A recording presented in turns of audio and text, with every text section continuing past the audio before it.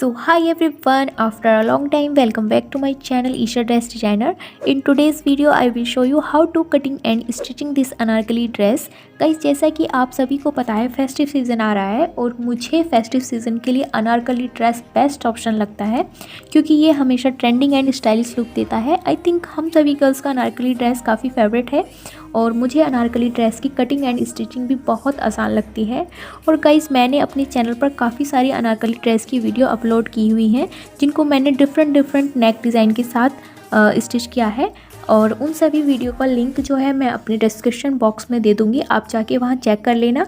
और if you like this video and this dress, so please keep watching this video till the end and also like, share, comment and subscribe to my channel. So without during further let's start the video. First हम यहाँ अपनी fabric की बात करेंगे. सो इस dress को बनाने के लिए मैंने यहाँ पर 6.5 मीटर स्क्रैप फैब्रिक का यूज़ किया है. आप अपनी पसंद का कोई भी फैब्रिक ले सकते हैं. देन अब हम अपने टॉप पार्ट की कटिंग करेंगे. सो टॉप पार्ट के लिए मैंने यहाँ पर फैब्रिक को 4 फोल्ड कर लिया है. You can see this is the 4 folded fabric here.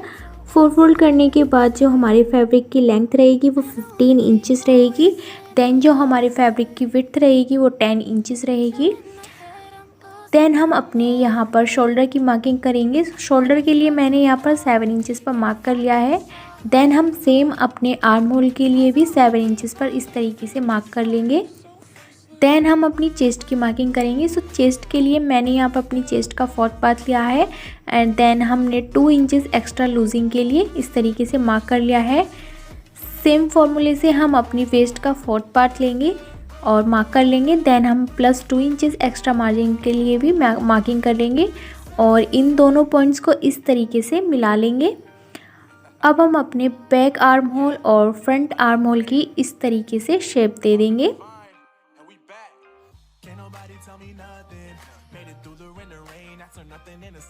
अब हम अपने हाफ इंचेस शोल्डर डाउन कर लेंगे और अब हम अपनी सभी मार्किंग को इस तरीके से कट कर लेंगे.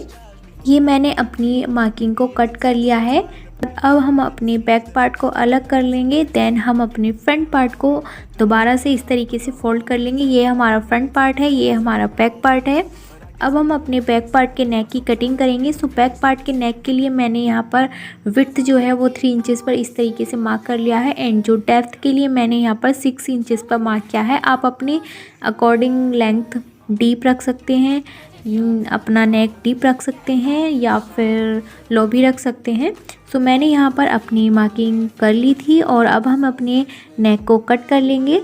सो मैंने यहाँ पर अपने नेक को कट कर लिया है. कट करने के बाद अब हम इस तरीके से ओपन कर लेंगे. ओपन करने के बाद हम अपनी स्ट्रिप का यूज़ करेंगे. सो इस स्ट्रिप को हम अपने नेक पर इस तरीके से 2 फोल्ड करते हुए अपनी नेक पर स्टिच कर लेंगे. देन अब हम अपने फ्रंट पार्ट के नेक की कटिंग करेंगे. सो फ्रंट पार्ट के नेक के लिए मैंने यहाँ पर विड्थ 3 इंचेस पर इस तरीके से मार्क कर लिया है. देन अब हम अपना जो फर्स्ट मार्किंग है वो 4 इंचेस पर करेंगे. देन अपने डेप्थ के लिए 6 इंचेस पर मार्किंग करेंगे. देन 9 इंचेस पर मार्किंग करेंगे और देन हम अपने 12.5 इंचेस पर इस तरीके से मार्क कर लेंगे और इन पर एक स्ट्रेट लाइन ड्रॉ कर लेंगे और इस तरीके से हम अपनी मार्किंग को पक्का कर लेंगे. इसके बाद अब हम अपनी जो डेप्थ की मार्किंग करी थी हमने 6 इंचेस पर, वहाँ से एक इस स्ट्रेट लाइन ड्रॉ कर लेंगे इस तरीके से और 4 इंचेस से इस तरीके से हम वी शेप में अपने नेक की शेप दे देंगे. You can see easily. इस तरीके से मार्क करने के बाद अब हम अपने 12.5 इंचेस पर जो मार्किंग की थी वहाँ से स्ट्रेट लाइन ड्रॉ करेंगे. देन हम अपनी क्लोज साइड से इस तरीके से 9 इंचेस वाली मार्किंग पर 5.5 इंचेस पर इस तरीके से मार्क करेंगे और अपने नेक की शेप दे देंगे. इसे हम मटका शेप भी बोलते हैं. तो इस तरीके से हम अपने नेक की शेप दे देंगे.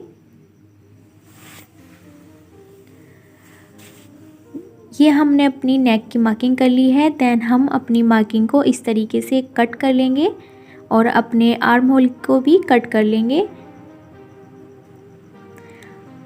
अपनी मार्किंग को कट करने के बाद हम इस तरीके से अपने फ्रंट पार्ट को ओपन कर लेंगे. ये हमारा कुछ इस तरीके से नेक का डिज़ाइन आएगा। सो अब हम अपने नेक के लिए अब ये स्ट्रिप का यूज़ करेंगे और इस तरीके से इसको 2 फोल्ड करते हुए अपनी नेक पर इस तरीके से फिनिशिंग के लिए स्टिच कर लेंगे।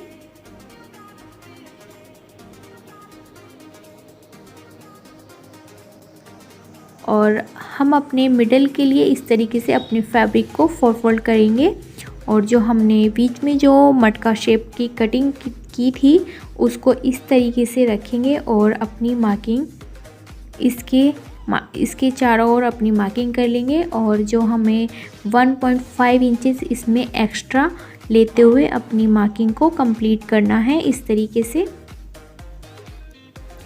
ये मैंने अपनी मार्किंग को कंप्लीट कर लिया है। देन हम अपनी सभी मार्किंग को इस तरीके से कट कर लेंगे। ये मैंने अपने नेक को कट कर लिया है। ये हमारे फैब्रिक के 2 पीसेस आ गए हैं।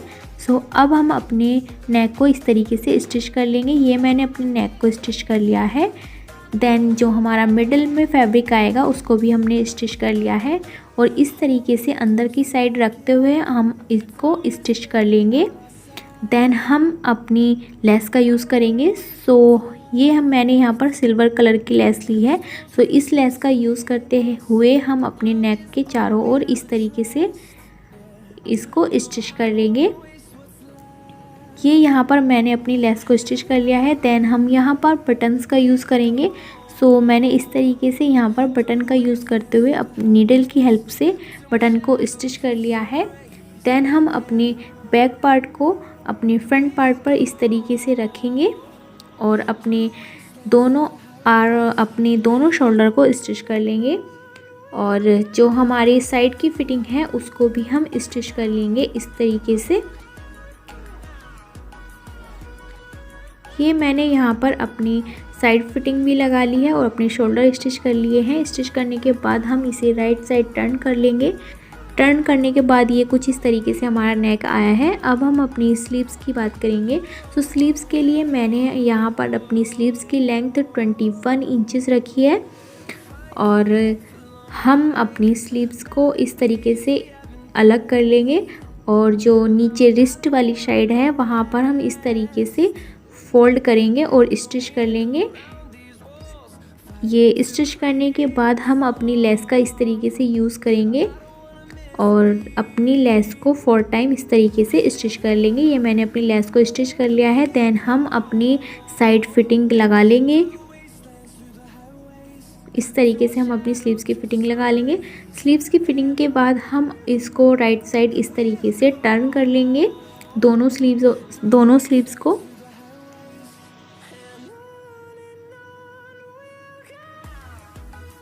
ये मैंने कुछ इस तरीके से अपनी स्लीव्स को राइट साइड टर्न कर लिया है। टर्न करने के बाद अब हम इन्हें अपने टॉप पार्ट में इस तरीके से स्टिच कर लेंगे। ये मैंने अपनी स्लीव्स को स्टिच कर लिया है। यू कैन सी इजीली ये हमारा टॉप पार्ट बनके रेडी हो चुका है। अब हम अपने बॉटम पार्ट की कटिंग करेंगे। सो मैंने यहाँ पर अपने बॉटम पार्ट की कटिंग यहाँ पेपर पर बताई है। सो हम फर्स्टली अपने पेपर को 4 फोल्ड कर लेंगे इस तरीके से। 4 फोल्ड करने के बाद हम अपनी फैब्रिक की लेंथ मेज़र कर लेंगे, यानी कि हम आपको जितनी भी अपने बॉटम की लेंथ रखनी हो आप उस अपने अकॉर्डिंग मार्किंग कर लेंगे। सो यहाँ इस तरीके से अपनी लेंथ की मार्किंग पर राउंड करते हुए दूसरे कोने तक इस तरीके से मार्किंग कर लेंगे। जिस तरीके से मैं बता रही हूँ सेम इसी तरीके से हम अपने फैब्रिक पर कटिंग करेंगे। कटिंग करने के बाद हम अपनी सभी मार्किंग को इस तरीके से राउंड करते हुए इसको पक्का कर लेंगे। सेम हमें यही अपने फैब्रिक पर करना है। सो वेस्ट के लिए हम अपनी वेस्ट का 4th पार्ट लेंगे और इस तरीके से मार्किंग कर लेंगे। यहाँ भी राउंड करते हुए मैंने यहाँ पर अपनी जो बॉटम की लेंथ ली है वो मैंने यहाँ पर 40 इंचेस ली है। आप अपने साइज़ के अकॉर्डिंग या अपने अकॉर्डिंग आप जितना भी रखना चाहते हो उसके अकॉर्डिंग ले लेना। सो यहाँ मैंने अपनी वेस्ट के लिए 4.5 इंचेस पर मार्क करते हुए अपनी वेस्ट की कटिंग की है और लेंथ जो है हमारी यहाँ पर 40 इंचेस पर मैंने यहाँ पर मार्किंग की है। सो अब हम अपनी मार्किंग को इस तरीके से कट कर लेंगे। सेम हमें यही अपने फैब्रिक पर फॉर्मूला लगाना है। सो इस तरीके से हम अपनी वेस्ट को भी कट कर लेंगे। कट करने के बाद अब हम अपने दोनों जो पार्ट्स आए हैं उनको अलग कर लेंगे। सेम ये हमने अपने फैब्रिक पर कट कर लिया है। इसी तरीके से ये हमारे 2 पार्ट्स हमें मिल चुके हैं, जिनकी लेंथ यहाँ पर 40 इंचेस है। अब हम अपने जो फैब्रिक है उसकी दोनों साइड्स को इस तरीके से स्टिच कर लेंगे।